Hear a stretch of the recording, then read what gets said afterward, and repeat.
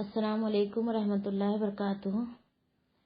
الحمدللہ رب العالمین، الصلاۃ والسلام علی سیدنا المرسلین وعلی آلہ وصحابہ اجمعین، اما بعد۔ تمام قسم کی تعریف، حمد و ثنا، کبریائی، بڑائی، بزرگی اللہ رب العزت کے لیے لائق و زیبا ہے۔ درود و سلام انبیاء کرام پر، خصوصاً نبی مکرم رحمۃ للعالمین امام الانبیاء محمد صلی اللہ علیہ وسلم پر۔ رب اشرح لی صدری ویسر لی امری واحلل عقدۃ من لسانی یفقہوا قولی۔ ربی زدنی علما، ربی زدنی علما، اللہم فقہنا فی الدین، اللہم فقہنا فی الدین۔ ہم دیکھیں گے آیت نمبر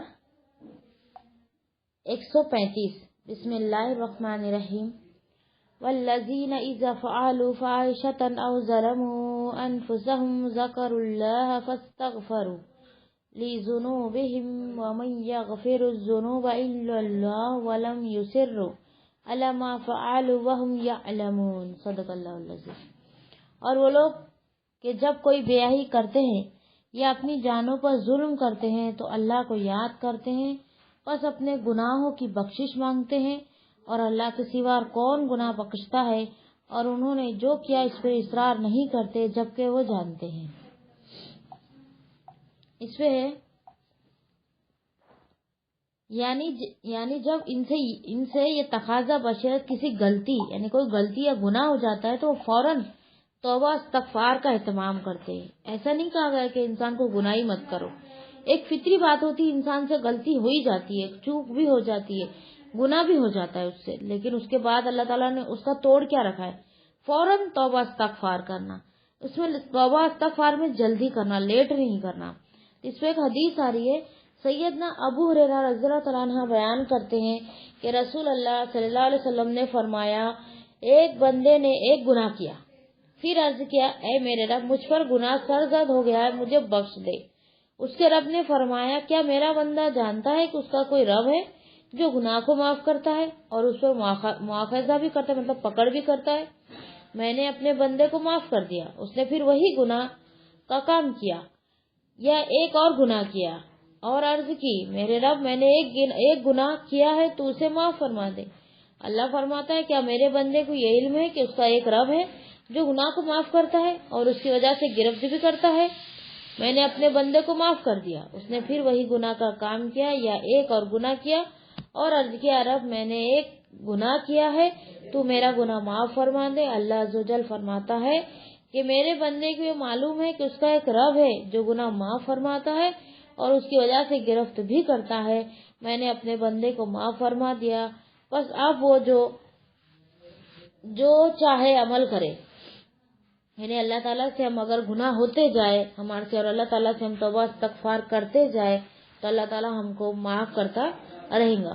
اور جیسے چھوٹے گناہ جو ہمارے استغفار پڑھنے سے جھڑ جاتے ہیں نا، جیسے بخار آئے تو گناہ جھڑتے، وضو کرے تو گناہ جھڑتے، مصیبت آئی تو گناہ جھڑتے، تو یہ ہمارے چھوٹے گناہ ہوتے ہیں۔ بڑے گناہ کے لیے ہم کو استغفار کرنا ہوتا ہے۔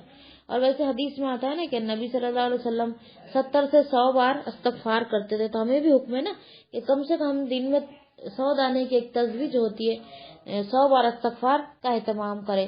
تو یہ اہتمام اگر ہم کو کرنا ہے تو بالکل کریں، لیکن اگر ہمارے بڑے گناہ ہو گئے تو ہم کو اس کو یاد کر کے استغفار کرنا پڑے گا، تو وہ گناہ معاف ہوں گے، ٹھیک ہے۔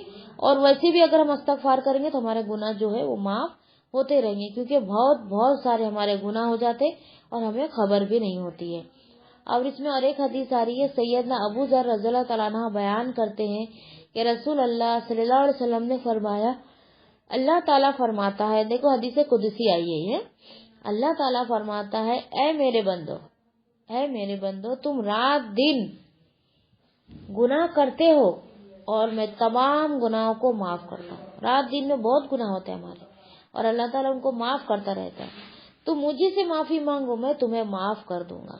تو معاف مانگنے کو اللہ تعالیٰ پسند کرتا ہے، اس لیے ہم ایسا نہ سمجھے کہ ہم بہت صدقہ و خیرات کرتے، بہت نمازیں پڑھتے تو ہم کیا معافی مانگے، ہے نا، ہم کتنے بھی نیکیاں کر لے تو بھی ہم کو استغفار کرنا ہے، اللہ سے گڑ گڑا کر دعائیں مانگنا ہے اور توبہ کرنا ہے اور بخشش مانگنا ہے اللہ سے۔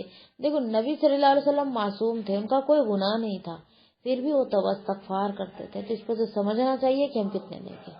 تو ہم کو بھی توبہ استغفار ہمیشہ ہمیشہ کرنا ہے. ہمارے آل اولاد کو سکھانا ہے, ہمارے رشتے داروں کو سکھانا ہے, ہمارے جو بھی بہن بھائی ہے ان کو سکھانا ہے توبہ استغفار کی ہم کو عادت رکھنا. اس کا مطلب یہ نہیں کہ گناہ کرتے جاؤ توبہ استغفار کرتے, یہ مطلب نہیں ہے. جیسا کہ آج ہم نے جھوٹ کا گناہ کیا, اس پہ ہم نے توبہ کر لی, تو وہ گناہ کو ہمیشہ کے لیے ہم چھوڑ دیں تو وہ گناہ قبول ہو, یعنی توبہ ہماری قبول ہوگی ہے. اگر پھر ہم سے اگر اب جھوٹ کا ہم نے توبہ کر لی تو دوسرے بہت سے گناہ وہ ہو گئے, پھر ہم نے توبہ کی, پھر اس کو بھی چھوڑ دیے, پھر اور کوئی گناہ ہم سے ہو گیا, پھر توبہ کی, پھر چھوڑ دیے, تو پھر وہ معاف ہو جائے گا. لیکن ایک ہی اگر ہم جھوٹ کے لیے ہم بخشش مانگ رہے, پھر بعد میں اٹھے پھر جھوٹ بولے, پھر بخشش مانگ رہے پھر جھوٹ بولے, تو ایسا معاف نہیں ہوتا. معافی اور توبہ استغفار کو اللہ تعالیٰ ہم اگر اللہ تعالیٰ سے معافی مانگے تو اللہ تعالیٰ معاف کرتا ہے, لیکن اس کے مفہوم کو ہم کو سمجھنا ہے کہ کس طریقے سے وہ معاف کرتا ہے. ٹھیک ہے. اور آگے ہے اصرار کے معنی, یعنی ولم یصروا علی ما فعلوا وهم یعلمون. اصرار کے معنی اڑ جانا, بے پرواہی سے گناہ کرتے جانا, یعنی کوئی بھی بات پر اڑ جانا اور بے پرواہی سے گناہ کرتے رہنا. کوئی ڈر نہیں اس کے دل میں اور وہ بے پرواہی سے گناہ کر رہا ہے. اس پر ندامت کا اظہار کر کے توبہ نہ کرنا. یعنی اگر ہم سے گناہ ہو گیا ہے نا, غلطی ہوتی رہتی ہے, ایسا تھوڑی کہ ایک ہی گناہ ہوتا, ہم سے بہت سارے گناہ ہوتے, تو ہم اس گناہ کو لے کے پچھتائے دل میں اور اس پر نادم ہو اور اس کو نہ کرنے کا عزم کرے اور توبہ استغفار کرے. یہ 3 شرط ہوتی ہے توبہ کرنے کی. اگر کوئی اپنے گناہ پر اڑ جاتا ہے, بے پرواہی سے گناہ کرتا ہے اور اس کے اندر اس کی پچھتاوا بھی نہیں ہوتا, ندامت بھی نہیں ہوتی ہے اور وہ توبہ بھی نہیں کرتا ہے, تو ایسے شخص کا سمجھ جانا اس کا دل جو ہے وہ سخت ہو گیا ہے. ورنہ اگر کسی شخص سے سچے دل سے توبہ کرنے کے بعد گناہ سرزد ہو بھی جاتا ہے تو اسے اصرار نہیں کہتے. یعنی سچے دل کے بعد اس نے توبہ کر لیا اور پھر بھی اس سے غلطی سے وہ گناہ ہو گیا, پھر اس نے توبہ کر لی تو وہ توبہ بھی اس کی قبول ہو جائیں گی. ٹھیک ہے. جیسا کہ سورہ فرقان آیت نمبر 71 میں اللہ تعالیٰ نے فرمایا وَمَن تَابَ وَعَمِلَ صَالِحًا فَإِنَّهُ يَتُوبُ إِلَى اللَّهِ مَتَابًا. اور جو توبہ کرے اور نیک عمل کرے تو یقیناً وہ اللہ کی طرف رجوع کرتا ہے, سچا رجوع کرنے والا. اور جو توبہ کرے اور نیک عمل کرے تو یقیناً اللہ کی طرف رجوع کرتا ہے اور سچا رجوع کرنا. تو دیکھو اگر ہم سے کوئی گناہ ہو گیا نا تو سب سے پہلے صدقہ کر دے, یعنی کچھ غلطی کے بعد کچھ نیکی کر لینا, تو وہ جو غلطی ہوتی ہے نا, جو گناہ ہوتا ہے نا, وہ نیکی کی وجہ سے مٹ جاتا ہے, وہ گناہ مٹ کے نیکی لکھی جاتی ہے. تو اس لیے جب بھی ہم سے کوئی گناہ ہو جائے نا تو ہم صدقہ کر دیں. جیسے ہمارے ماں باپ ہے, ان کو اف بھی کرنے کا ہم کو حکم نہیں ہے, لیکن ہم کبھی بول دیتے نا, ماں باپ کو بھی زور سے بول دیتے, کبھی وہ لوگ بہت زیادہ پریشان کرے تو ذرا زور زبردستی یا پھر اپنے منہ سے کچھ نہ کچھ نکل ہی جاتا ہے. اتنے اہتمام سے ہم نہیں رہ پاتے, اگر رہ سکتے تو بہت اچھی بات ہے, لیکن ہو جاتا ہے, سب کنٹرول نہیں کر سکتے. تو اس کو چاہیے کہ جب وہ اس کے ماں باپ سے بات کرے تو وہ صدقہ کر دے. جیسے کہ نبی صلی اللہ علیہ وسلم سے جب کوئی بات کرتے تھے تو ان کو ڈر ہوتا تھا کہیں ہم نے بدتمیزی تو نہیں کر دی, کہ ہم نے کہیں ہماری آواز نبی کی آواز سے اونچی تو نہیں ہو گئی. یہ ڈر کے مارے وہ کیا کرتے تھے, صدقہ کر دیتے تھے. اس کا مطلب کیا ہوا کہ کچھ گناہ اگر ہم سے ہو گیا تو اس کے بدلے ہم کوئی نیکی کر لیں تو اس سے کیا ہوگا, وہ جو گناہ ہے وہ مٹ جائے گا. اور دوسری دلیل سورہ نساء آیت نمبر 110 میں اللہ تعالیٰ نے فرمایا وَمَن يَعْمَلْ سُوءًا أَوْ يَظْلِمْ نَفْسَهُ ثُمَّ يَسْتَغْفِرِ اللَّهَ يَجِدِ اللَّهَ غَفُورًا رَحِيمًا. اور جو بھی کوئی برا کام کرے یا اپنی جان پر ظلم کرے, اللہ سے بخشش مانگے, وہ اللہ کو بے حد بخشنے والا نہایت مہربان ہے. اب صدقہ کرنے کے لیے کچھ نہیں ہے تو 2 رکعت نماز پڑھ کر ہی ہم اللہ سے توبہ کر لیں. ٹھیک ہے. ایک آخری دلیل ہے اس آیت پہ, سیدنا عبداللہ بن عمر رضی اللہ تعالیٰ عنہما بیان کرتے ہیں کہ رسول اللہ صلی اللہ علیہ وسلم نے فرمایا تم رحم کرو تو تم پر بھی رحم کیا جائے گا, ہے نا. تم زمین والوں پر رحم کرو تو آسمان والا تم پر رحم کرے گا. تو ہم کو لوگوں پر رحم کرنا چاہیے. کسی کا کچھ کام اڑ گیا تو اس کا نکالنا چاہیے, کسی کو ہماری کوئی ضرورت ہے تو وہ ہم کو اس کی ضرورت کو پورا کرنا چاہیے, کسی کو مال کی ضرورت ہے تو ہم کو اس کی مدد کرنی چاہیے. اور اگر ہمارے پاس کوئی چیز ہے جیسا کہ پریس ہے یا پھر کوئی چھری ہے یا پھر کوئی کسی کو دودھ لگ رہا ہے, کسی کو کوئی اور چیز لگ رہی ہے, تو ہم بنا منہ ٹیڑے کیے, بنا دل میں کوئی کینہ لائے اس کو دے دے. اور واپس اگر وہ نہیں بھی دیا تو کسی کے پاس اس کا ذکر نہ کرے کہ یہ میرے پاس سے لے کر گئی تھی لیکن ابھی تک واپس لا کے نہیں دی، بس اس کی مدد کرے، وہ ہمارا پڑوسی ہے، ہمارے اللہ کے لیے اس کی مدد کرے، تو یہ بھی ایک رحم میں ہی آ جائے گا، ٹھیک ہے۔ اور کسی کے عیب کو چھپانا، کسی کو ذلیل نہ کرنا، کسی پہ ہنسنا نہیں، کسی کی باتیں ہو رہی ہے غیبت تو اس کو بڑھاوا نہیں دینا، یہ سب چیزیں رحم میں ہی آئیں گے، ہم اس پر رحم کر ہی وہ چیز نہیں کرتے، ٹھیک ہے۔ یہ ایک رحم کا مفہوم بتا رہی ہوں میں آپ کو۔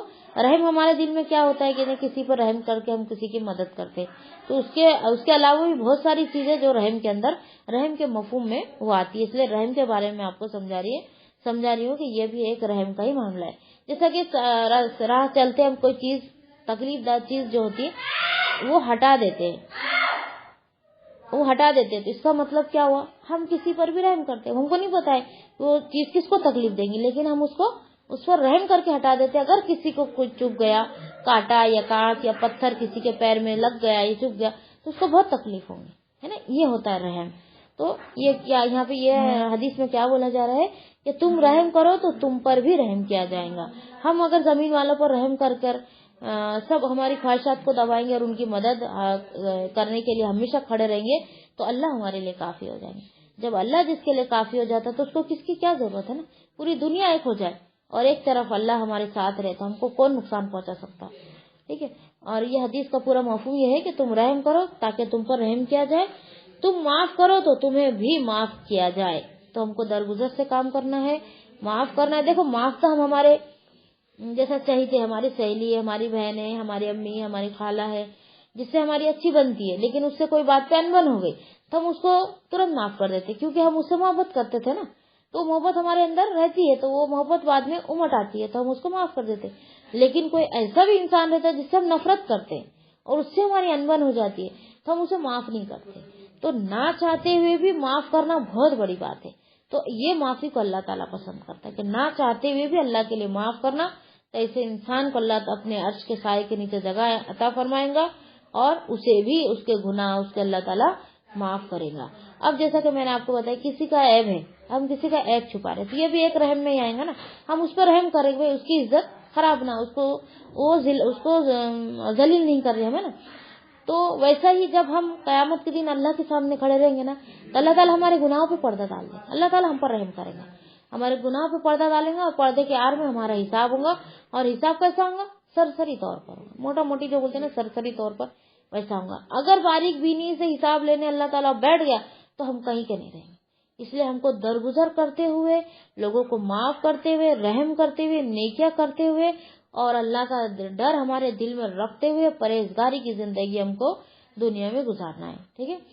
پھر ان لوگوں کے لیے تباہی اور بربادی ہے جو بات کو سنتے تو ہے مگر سمجھتے نہیں ہیں، اور ان گناہ پر اصرار کرنے والوں کے لیے بھی ہلاکت ہے جو جانتے بوجھتے بھی اپنے گناہ پر اصرار کرتے ہیں۔ اب یہ حدیث میں ایک ساتھ پوری آپ کے سامنے پڑتی۔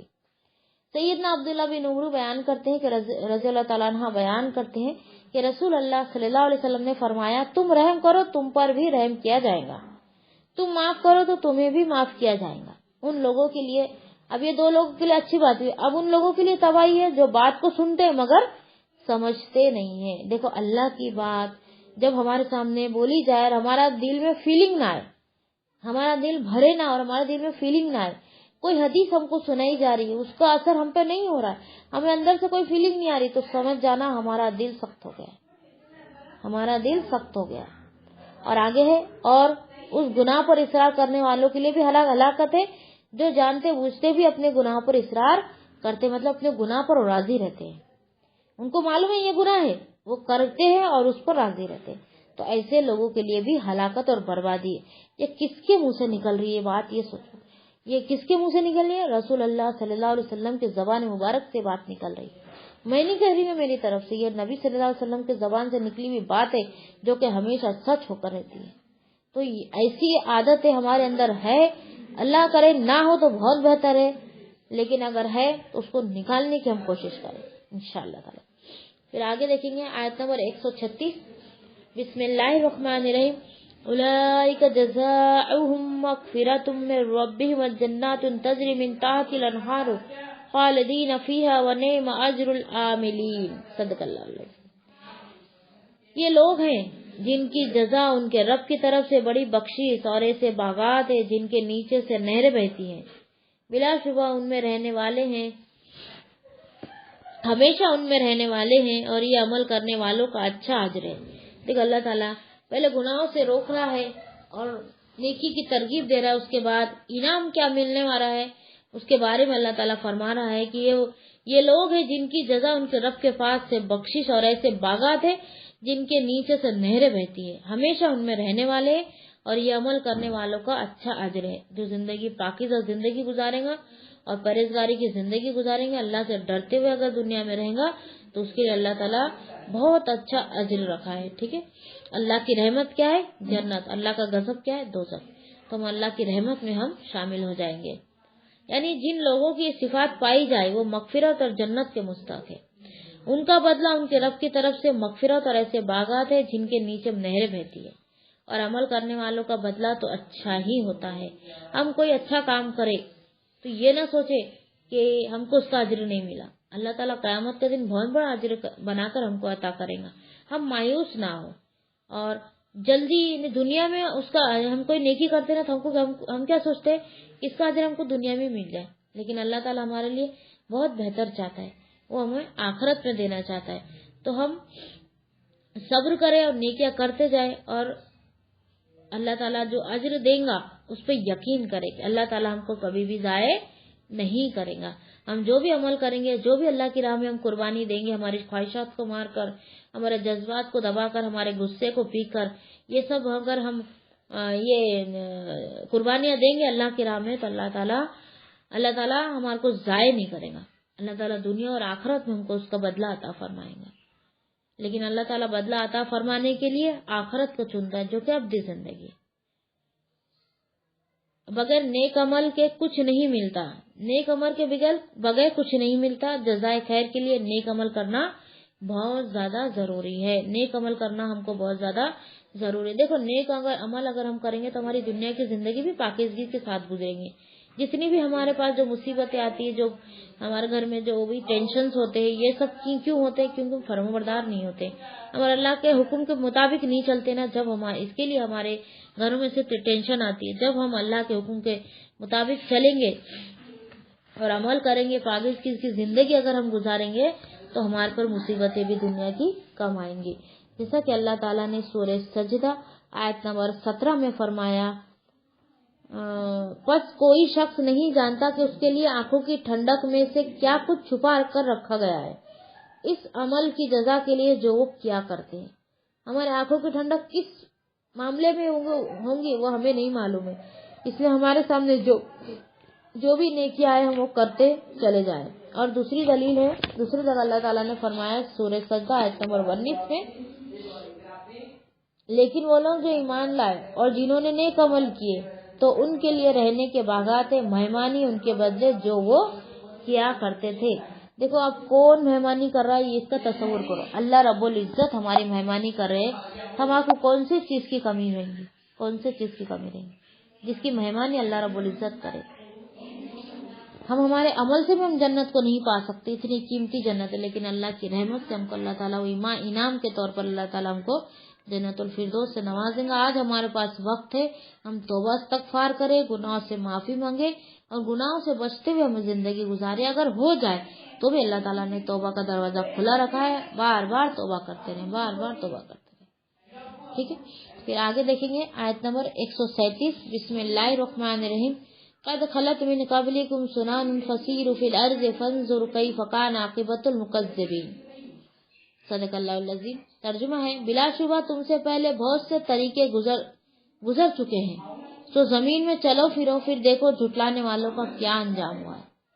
کیونکہ مشرکین مکہ کے آس پاس جو سمود اور صالح اور عاد، یہ سب قومیں جو تھی نا، شعیب علیہ السلام کی یہ سب جو قومیں تھی، یہ مکے کے آس پاس میں ہی تھی، تو وہاں پہ وہ جاتے آتے بھی تھے، ان کو پتا بھی تھا کہ یہاں پہ عذاب آیا تھا، یہ سب ہوا تھا، پھر بھی وہ مانتے نہیں تھے اور یقین نہیں کرتے تھے۔ تو یہ آیت میں اللہ تعالیٰ یہ فرما رہا ہے کہ تم سے پہلے کتنے لوگ گزر چکے، تم ذرا زمین میں چلو پھرو اور سیر کر کے تو دیکھو کہ جس نے اللہ کی آیتوں کو جھٹلایا، نبی کو جھٹلایا، نبیوں کا مذاق اڑایا، تو ان کا اللہ تعالیٰ نے کیا انجام کیا۔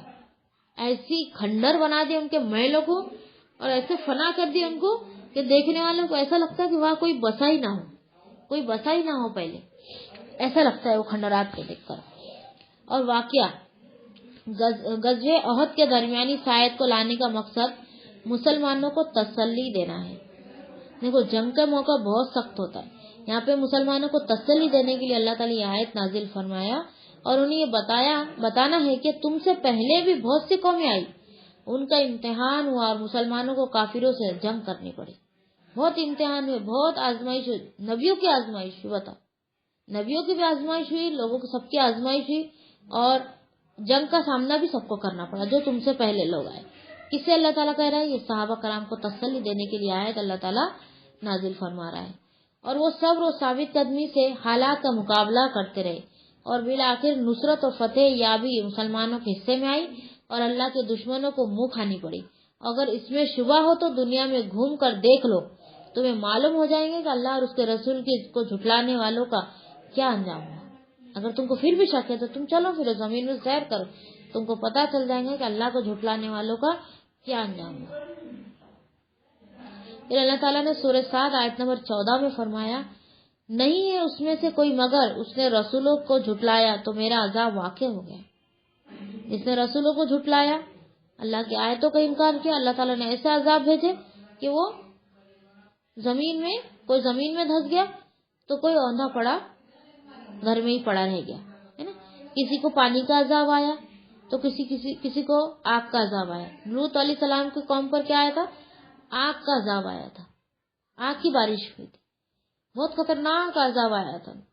اور ایک نبی کے اس میں کیا آیا تھا؟ ایک بہت زوردار آواز آئی تھی، صالح علیہ السلام کی قوم تھی، بہت زوردار آواز آئی تھی اور آواز کے ڈر سے وہ مر گئے تھے سب ایک ساتھ، اتنی بھینکر آواز۔ دیکھو آج بھی تو بجلی کڑکتی ہے، بہت زوردار تو آواز نہیں ہوتی کہ انسان مر جائے، لیکن آواز اچھی زوردار ہی ہوتی ہے جس سے ہم اڑ جاتے اور ہمارے دل دھڑکن جو ہے نا بہت زور زور سے دھڑکنے لگتا ہے، تو وہ آواز سن کے ان کے دل پھٹ جاتے تھے اور وہ مر جاتے تھے۔ اتنی ڈینجر آواز سے اللہ تعالیٰ ان کو ہلاک کرتا تھا۔ کسی کو ہوا کا آیا تو کسی کو پانی کا آیا تو کسی کو آگ کا آیا، ہے نا، سب چیزوں سے اللہ تعالیٰ نے ان کو ہلاک کیا۔ کیا ان کا قصور تھا؟ کہ وہ اللہ اور رسول کو جھٹلاتے تھے، اللہ کی آیتوں کا انکار کرتے تھے۔ صرف ایک یونس علیہ السلام کی قوم تھی جن پر عذاب آتے آتے ٹل گیا تھا، اور دین کی دعوت دیتے تھے، لوگ مانتے نہیں تھے، ان کو ایسا لگا یہ مانیں گے نہیں، وہ چلے گئے مایوس ہو کر۔ پھر اللہ نے حکم دیا مسیح، کیونکہ نبی جب تک ہجرت نہیں کرتے جب تک اللہ کا حکم نہیں ہو جاتا۔ مکہ کے حالات کتنے خراب ہو گئے تھے، لیکن نبی صلی اللہ علیہ وسلم نے ہجرت نہیں کی، ہجرت کا حکم دیے تھے مسلمانوں کو، لیکن خود بھی ہجرت نہیں کی تھی۔ ہجرت کب کی انہوں نے؟ جب اللہ تعالیٰ کا حکم آیا، نبوت کے 13ویں سال میں انہوں نے ہجرت کیے تھے۔ تو یہ ہجرت کا نبی اللہ تعالیٰ کی طرف سے حکم نہیں آیا تھا اور یونس علیہ السلام ہجرت کر گئے تھے، تو یہ نہ اللہ تعالیٰ ان سے ناراض ہو گئے تھے اور مچھلی کو حکم دیے تھے کہ تو اس کو نگل لے۔ پھر وہ مچھلی کے پیٹ میں رہے، کہیں آتا 3 دن، کہیں آتا 40 دن۔ پھر انہوں نے اتنی اندھیری کوٹری سے بھی انہوں نے اللہ کی تسبیح بیان کی، اللہ کی بڑائی بیان کی، اور اپنے آپ کو انہوں نے گنہگار مانا، ہے نا۔ لا الہ الا انت سبحانک انی کنت من الظالمین، ہے نا، یہ آیت پڑھتے ہیں، آیت کریمہ کے نام سے مشہور ہے۔ پھر اللہ تعالیٰ نے حکم دیا مچھلی کو، پھر مچھلی نے ان کو باہر نکالی، لیکن ان کی طبیعت بہت خراب تھی اتنے دن اندر رہنے کے لیے۔ پھر اللہ تعالیٰ نے اور ان پر احسان کیا، ایک کھجور کا درخت وہاں پہ نہیں، کدو کا تھا، تو وہ سایہ ہو گیا، سایہ کے لیے بیل اللہ تعالیٰ نے وہاں اگا دی، اور کچھ کھجور کا پھل تھا یا کوئی اور پھل تھا وہ اللہ تعالیٰ نے وہاں پہ جھاڑ اگا دیا، وہ پھل کھائے اور وہ سائے کے نیچے وہ رہے اور وہاں کا ٹھنڈا پانی جو چشمے کا تھا وہ پیے، پھر وہ صحت یاب ہوئے۔ پھر وہ اپنی قوم کی طرف گئے تو قوم نے کیا کہا، ہم تو آپ کو کتنا ڈھونڈ رہے تھے، ہم ایمان لانا تھا، ہم بہت ڈھونڈ رہے تھے۔ پھر انہوں نے واقعہ سنایا کہ یونس علیہ السلام کی قوم پر بھی عذاب آ چکا تھا، گھنے بادل جم چکے تھے، اندھیرا ہو گیا تھا، اور وہ دیکھ کر سمجھ گئے تھے کہ یہ جو نیک انسان تھے وہ ہم کو جو عذاب کے بارے میں ڈرا رہے تھے، یہ وہی عذاب ہے، وہ سمجھ گئے تھے، اور گڑ گڑا کے رونے سے رو کے دعا مانگنے لگے، بچے بوڑھے جوان سب۔ اور پھر کیا ہوا تھا، وہ عذاب آتے آتے ٹل گیا۔ یہ ایک ہی جو قوم تھی جن پر عذاب آتے آتے ٹل گیا، باقی سب قوموں کو اللہ تعالیٰ نے فنا کر دیا جنہوں نے جھٹلا اور اپنی بات پر اڑے رہے، یا اپنی بات پر اڑے نہیں رہے بلکہ وہ کیا کیے، ندامت ہوئے، پچھتائے اور توبہ استغفار کی، تو ان پر عذاب آتے آتے ٹل گیا. ٹھیک ہے. پھر آگے اللہ تعالیٰ نے سورہ عنکبوت میں فرمایا، سورہ عنکبوت آیت نمبر 40 میں، تو ہم نے ہر ایک کو اس کے گناہ میں پکڑ لیا، پھر ان میں سے کوئی وہ تھا جس پر ہم نے پتھراؤ والی ہوا بھیجی، اور ان میں سے کوئی وہ تھا جسے چیخ نے پکڑ لیا، اور ان میں سے کوئی وہ تھا جسے زمین میں دھسا دیا، اور ان میں سے کوئی وہ تھا جسے ہم نے غرق کر دیا، اور اللہ ایسا نہ تھا کہ ان پر ظلم کرے، اور لیکن وہ خود اپنے آپ پر ظلم کرتے تھے. ان کو آگاہ کیا گیا تھا نا، اگر تم نہیں کرو گے تو تم پہ عذاب آئے گا، لیکن وہ نہیں مانے، اپنے آپ پر ظلم کرے. تو دیکھو کتنے عذاب اس میں بتائے گئے کہ پتھراؤ والی ہوا اور آگ کی بارش، چیخ سے ان کو چیخ سے وہ مر گئے. زمین میں دھسنا، کوئی قوم ایسی بھی تھی اللہ تعالیٰ نے ان کو زمین میں دھسا دیا. کون تھی ہے؟ قارون کی، ہے نا، وہ زمین میں دھسا دیا گیا نا. اور غرق کرنے، کس کو غرق کیا اللہ تعالیٰ نے؟ فرعون کو غرق کیا. تو یہ کون تھے؟ اپنے آپ پر ظلم کرنے والے. اللہ تعالیٰ کسی پہ ظلم نہیں کرتا. آج ہمیں اگر ایک سوئی بھی چبھ جاتی ہے اور ایک معمولی سا چٹکا بھی لگ جاتا ہے نا، تو ان کو یہ سمجھنا چاہیے کہ ہمارے گناہ ہو گئے تھے تو یہ اس کا بدلہ ہے. اللہ تعالیٰ ہم پہ ظلم نہیں کرا، ہم نے خود اپنے آپ پہ ظلم کرے تھے. تو اللہ تعالیٰ ایسی سزائیں دے کر ہمارے جو چھوٹے موٹے گناہ ہیں وہ اللہ تعالیٰ دنیا میں ہی معاف کر دیتا ہے. پھر آگے اور ایک آیت میں اللہ تعالیٰ نے فرمایا سورہ محمد آیت نمبر 10 میں، تو کیا یہ لوگ زمین میں چلے پھرے نہیں کہ دیکھتے کہ ان لوگوں کا انجام کیسا ہوا جو ان سے پہلے تھے. اللہ نے ان پر تباہی ڈال دی اور ان کافروں کے لیے بھی اس جیسی سزائیں ہیں. اب ان لوگ، یہ جو قوم تھی جس کو اللہ تعالیٰ نے تباہ کر دیا، وہ بہت طاقتور تھی، بہت زیادہ، اور پہاڑوں کے اندر محل بناتی تھی. اتنی قوت تھی ان کے اندر، وہ اپنی قوت پہ بہت ناز تھا ان کو، بہت گھمنڈ کرتے تھے، اس لیے اللہ تعالیٰ نے ان کو ایسی سزا دی. اور ایک آیت ہے، آیت نمبر 138، بسم اللہ الرحمن الرحیم، ھذا بیان للناس ھدی وموعظۃ للمتقین، صدق اللہ العظیم. یہ لوگوں کے لیے ایک وضاحت ہے اور بچنے والوں کے لیے سراسر ہدایت اور نصیحت ہے. یہ قرآن تمام لوگوں کے لیے ایک واضح بیان ہے، نہ ان میں کوئی پیچیدگی اور نہ کوئی الجھن. بہت ہی آسان ہے، بہت آسان طریقے سے یہ ہمارے سمجھ میں آتا ہے جب کہ ہم پڑھیں، سمجھنے کی نیت سے پڑھے، غور و فکر کی نیت سے پڑھے. ایک آیت کو بار بار پڑھے، دیکھو کیسے سمجھ میں نہیں آتا. ایک آیت کی تلاوت کرے، اس کا ترجمہ پڑھے، پھر اس کی تشریح پڑھے، پھر بعد میں تشریح پوری پڑھ لی، اس کے بعد پھر سے ہم وہ ترجمے کو پڑھے، تو پھر ہمارے بات ہمارے ذہن میں آتی.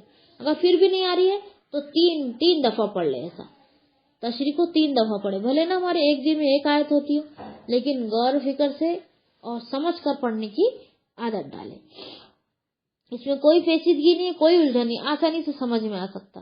اب لوگ کہتے ہیں کہ قرآن کی تعلیم نہیں کرنا، فضائل اعمال کی کرنا، یا پھر اور کوئی کتاب کی کرنا، پھر قرآن سمجھ میں نہیں آتا ہے، تو بالکل غلط بات ہے. قرآن سب سے پہلے، سب سے آسان کتاب قرآن ہی ہے. قرآن کو پڑھیں گے آپ تم کو باتیں سمجھ میں آ جائیں گی، لیکن اس کو تھوڑی ڈیٹیل میں آپ کو جانا پڑے گا، تشریح میں جانا پڑے گا، حدیث میں جانا پڑے گا، جب کہیں جا کے سمجھیں گے. جیسا ہم ابھی یہاں پہ بیان کرتے نا، یہاں پہ ہم آیت پڑھتے اور تشریح بھی پڑھتے اور حدیث بھی اس کے کنیکٹڈ جو حدیثیں رہتی ہے وہ بھی ہم یہاں بیان کرتے. جب کہیں جا کے وہ آیت ہم کو سمجھ میں آتی کہ کیا ماحول تھا، کیا وجہ تھی، کیا حالات تھے، کیوں یہ آیت نازل ہوئی، اللہ تعالیٰ اس میں کیا ہم سے فرما رہا ہے، یہ سب ہم کو اس میں پتا چلتا ہے. جیسا کہ یہ آیت میں اللہ تعالیٰ فرما رہا ہے، یہ لوگوں کے لیے ایک وضاحت ہے اور بچنے والوں کے لیے سراسر ہدایت اور نصیحت ہے. یہ قرآن تمام لوگوں کے لیے ایک واضح بیان ہے، ایک واضح کھلا، نہ اس میں کوئی پیچیدگی ہے نہ کوئی الجھن. یہ تمام لوگوں کے لیے واضح راستہ بتاتا ہے، سیدھا راستہ بتاتا ہے، کوئی ٹیڑھا پن نہیں، کوئی الجھن نہیں، کچھ نہیں. قرآن کو سب سے زیادہ آسان کتاب قرآن ہے، سب سے جلدی سمجھ میں آنے والی کتاب قرآن ہے، سب سے زیادہ یاد ہونے والی بھی کتاب یہی ہے کہ سب سے زیادہ جلدی یاد ہوتی، زیادہ کہ جلدی یاد ہوتی ہے. اگر یاد کرنے بیٹھے تو جلدی یاد ہو جاتا ہے نا. ہے نا، حافظ قرآن 30 پارہ یاد کرنا کوئی معمولی بات ہے، لیکن وہ یاد کرنے بیٹھتے ان کی نیت ہوتی کہ ہم کو یاد ہی کرنا ہے، ہم کو حفظ کرنا ہے، تو وہ ان کو حفظ ہو بھی جاتا ہے نا. پھر اور ایک آیت میں اللہ تعالیٰ نے فرمایا سورہ نور آیت نمبر 46 میں، بلا شبہ یقیناً ہم نے کھول کر بیان کرنے والی آیات نازل کر دی ہے، اور اللہ جسے چاہتا ہے سیدھے راستے کی طرف ہدایت دے دیتا ہے. اب اللہ چاہتا تو ہدایت دیتا، اس کا مطلب یہ نہیں کہ جس کو ہدایت نہیں ملی اس کو اللہ نہیں چاہ رہا، وہ خود نہیں چاہتے، اللہ تعالیٰ ان کے دلوں کو دیکھتا ہے، یہ خود ہی نہیں چاہتے، ان کا دل اللہ کی آیتوں کی طرف نہیں بڑھتا ہے، ان کے دل میں اللہ کی محبت نہیں ہوتی ہے، اور اللہ کی آیت سننے کے بعد ان کے دل میں کوئی فیلنگ بھی نہیں آتی، کوئی جذبات نہیں ہوتے ان کے، تو ایسے لوگوں کو اللہ ہدایت نہیں دیتا۔ اللہ کو کسی کی ضرورت نہیں ہے، اللہ کے پاس عبادت کے لیے بہت لوگ ہیں، بہت سے فرشتے بے شمار، فرشتوں کی گنتی نہیں معلوم ہے کسی کو، فرشتے کتنے سوال آتا ہے اس کا جواب ہوتا ہے فرشتے بے شمار ہے، اس کی کوئی گنتی نہیں۔ نبی کتنے ہیں؟ نبی 1,24,000 آئے، رسول کتنے؟ 4 آئے، کتابیں کتنی؟ یہ اتنی آئی، 4 آئی، صحیفے کتنے ہیں؟ جتنے نبی اتنے صحیفے آئی، یہ سب کوانٹٹی ہے، یہ ہمارے پاس گنتی ہے، لیکن فرشتوں کی گنتی ہمارے پاس نہیں ہے، وہ مخلوق اللہ کی عبادت کرتی، تو ہم جیسے کہ اللہ کو کیا ضرورت ہے؟ لیکن پھر بھی اللہ تعالیٰ ہم پر رحم کرتا ہے اور ہم کو ہدایت دیتا ہے، اگر ہم ہدایت مانگے اور اللہ کی طرف جھکے اور توبہ استغفار کرتے رہے۔ پھر اللہ اور ایک جگہ اللہ تعالیٰ نے فرمایا سورہ حدید آیت نمبر 9 میں، وہی ہے جو اپنے بندے پر واضح آیت اتارتا ہے تاکہ تمہیں اندھیروں سے روشنی کی طرف نکالے، اور بلا شبہ اللہ تم پر یقیناً بے حد نرمی کرنے والا نہایت مہربان ہے۔ نرمی سے کام نہیں لیتا اللہ، تو ہم تو ایک گھٹ پانی بھی نہیں پی سکتے تھے، اتنے گنہگار ہیں، اور نہایت مہربان بھی ہے۔ گنہگار پہ بھی سورج چمکتا ہے، بارش ہوتی ہے، اناج اگتا ہے، اناج اس کے جیسا وہ اناج کھاتا ہے ویسے ہی نیک بھی ویسے ہی جی رہا ہے، اور جو گنہگار وہ بھی ویسے ہی جی رہا ہے۔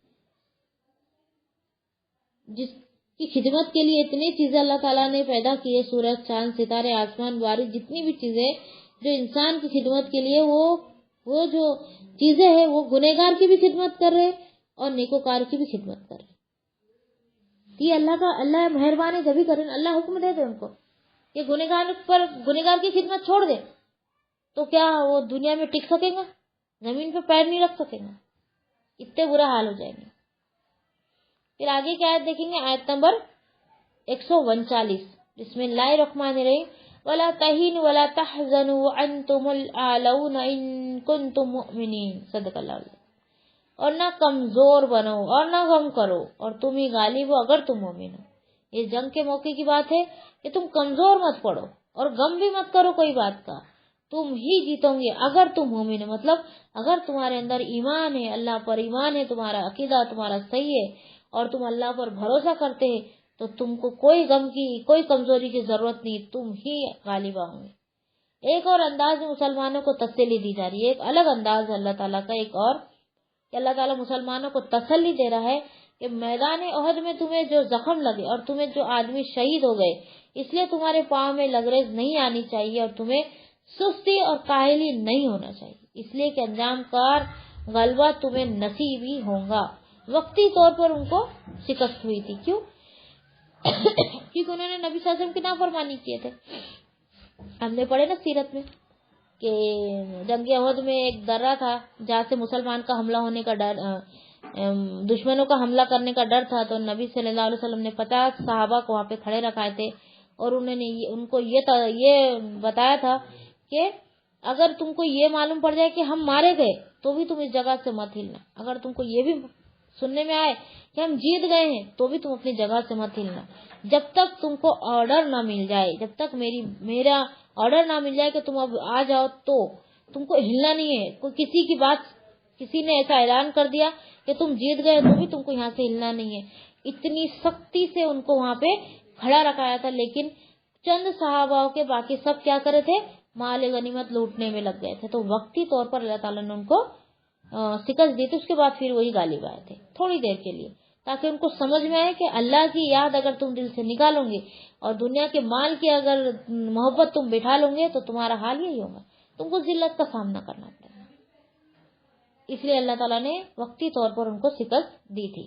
اب ایمان کا تقاضا کیا ہے کہ تم اپنے دل کو مضبوط رکھو، اللہ سے نا امید مت رہو، اللہ پر بھروسہ رکھو اور دشمنوں کی پرواہ نہ کرو۔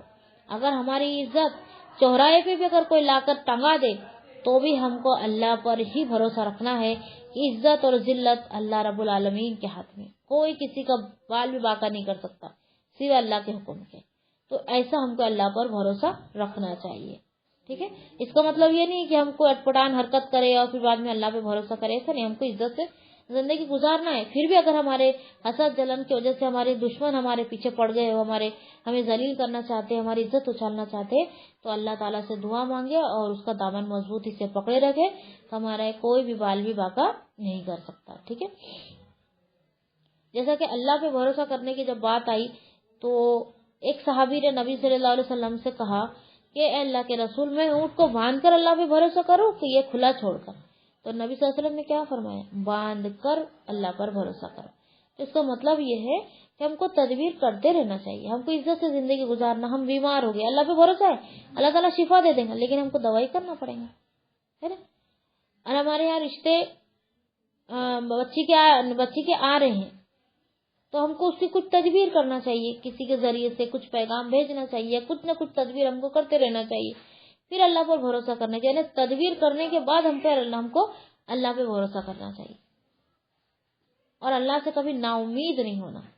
ہاں نہیں بن رہا ہمارا کام تو سمجھ جانا اللہ ہمارے لیے بہتر نہیں بہترین کرنا چاہ رہا ہے، اس لیے ہم کو لیٹ ہو رہا ہے.